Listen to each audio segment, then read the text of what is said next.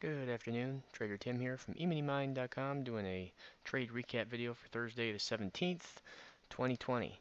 And it's actually midday that I'm recording this video, and I wanted to run through two of my ES trades this morning.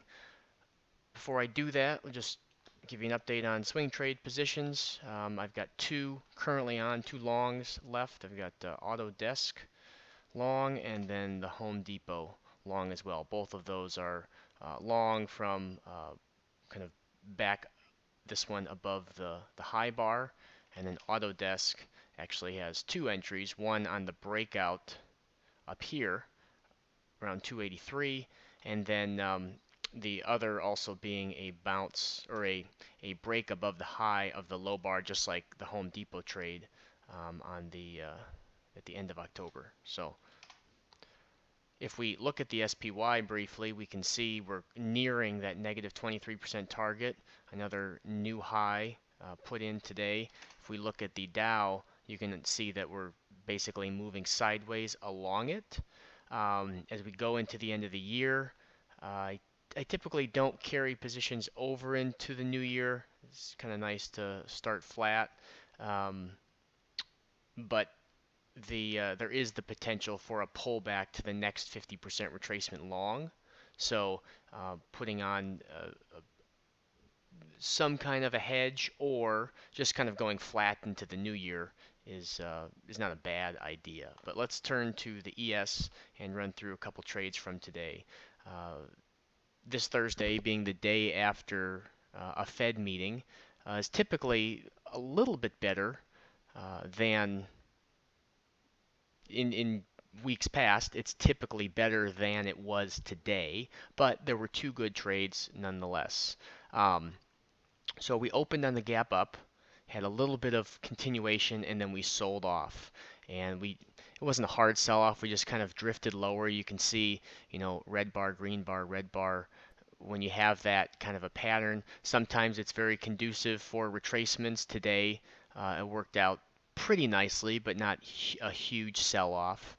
But there was a kind of a little retracement to start the morning that traded down to its negative 23% target. And when it did that, we broke above the swing high. And so that's where I actually went long for the first setup.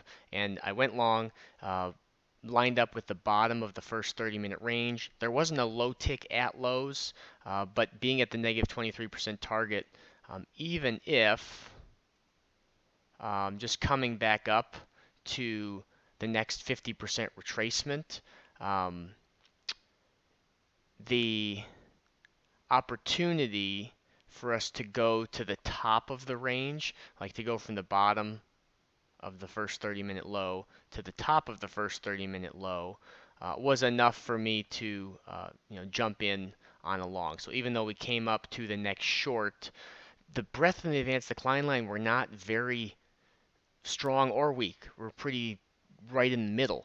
So it wasn't signaling that we were going to necessarily sell off and continue lower or rally and break new highs. What a sort of middle of the road breadth and advanced decline line signals is that we're likely just going to be sort of sitting around where we're at. So I was sort of taking that long as a bank to maybe come back to the halfway back of the day, which we ended up doing, and that kind of lined up right with the open.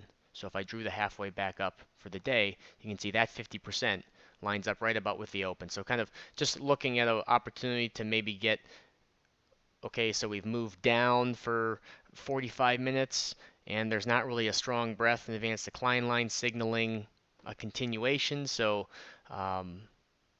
maybe we'll get a bounce back to that open. So that's essentially what we had. It did trade in. Actually went one tick away from from my stop, but held just fine. And then I drew up the extension high to high to trail my stop, and then the next high to high, and that's what took me out here. And then from there, we traded nicely at the halfway back of the day. And so I got out of the long. We had a little double top here with a dip in the middle. I drew up the short. That lined up nicely with the halfway back short. It traded in a little bit, but the 2-point stop held. And then we sold off hard. This one I also chose to trail the extension like this. The sell-off was fairly quick, so you could have come in and trailed each candle and maybe taken out an extra point of the trade, but it worked out, just fine. Both of those, went for maybe 3 or 4 points. I don't have my log right next to me here. I should have. But so those are the two trades from today. One thing I wanted to comment on is if you're, a lot of folks are trading 2 contracts, and no matter how many contracts you're trading, it's important to know that if you're going to be sporadic with the days that you're able to trade, like you're missing days or you can only trade Tuesday, Wednesday, Thursday, you run the risk of missing more of the home run trades. So I went back through my 2020, and roughly 12% of all my trades went for 4 times my risk or bigger. So a 4-to-1 R multiple. So it's not a huge percentage, but you're talking roughly, one of those per week. So it's very valuable. It's actually more profitable to strictly go all in, all out and hang on for those runners and trail all of your contracts. But in a real world situation, that's not always the easiest to do. I'm here most days, but there's always going to be situations where I take a week off or I'm not trading or something comes up. And rather than kicking myself for missing out on a big winner that day, I find that taking a first target, I set my trade ladder to 3 points, but you can also just target the negative 23%.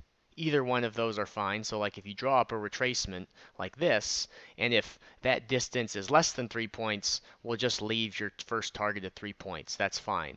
But if it's a little bit bigger retracement and the negative 23, like let's say the retracement was something like this, a lot bigger, and the distance between the 50 and the negative 23 is larger than 3 points, if you want to move it up a little bit, that's fine. So it lines up more with the negative 23. But when you do that, so going back to the 2 contract comment, having 1 contract as your first target and then 1 contract as your trail is it's a much more sustainable way to trade, I've found, just from real world experience.